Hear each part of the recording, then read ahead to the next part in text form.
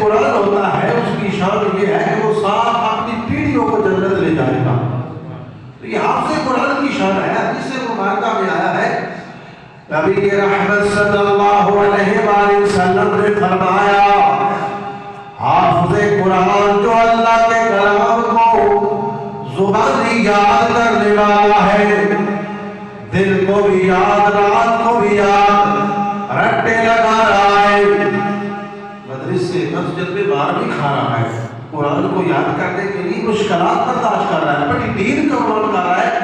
اپنا کھیل کود. آج جو ہمارے نوجوانوں کے یعنی فضول کام ہے ان کاموں کو چھوڑ کر جدھر ہم راغب ہوتے ہیں، جدھر ہمارا دل کرتا ہے کہ ہم شیطانی رستے پہ، ہر بندے کا دل کرتا ہے کہ میں چلوں،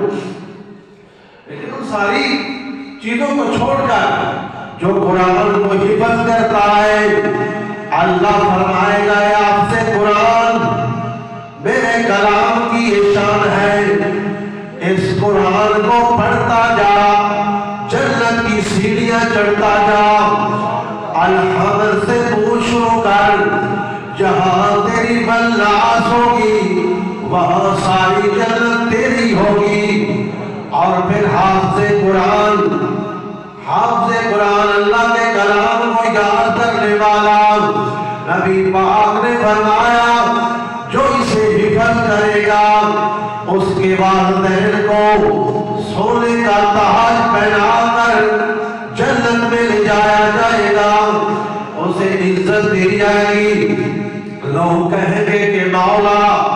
یہ کوئی نبی آ رہا ہے جس کے سر پر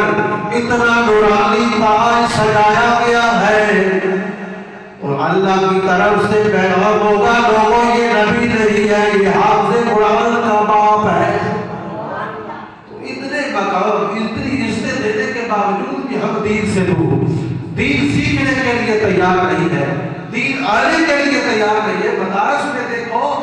تو مدرسوں میں زیادہ تر لوگ وہ ہے جو غریب ہے وہ دین سیکھ رہے ہیں. وہ امیروں پر بھی اسی طرح کی جو حاصل کرنا فرض ہے، امیروں کے لیے بھی وہی فضیلت ہے جو غریب کے لیے ہے. اس لیے اپنے بچوں کو دین جو ہے وہ سکھانے کی کوشش کریں، حافظ قرآن بنائیں، انہیں دین سکھائیں.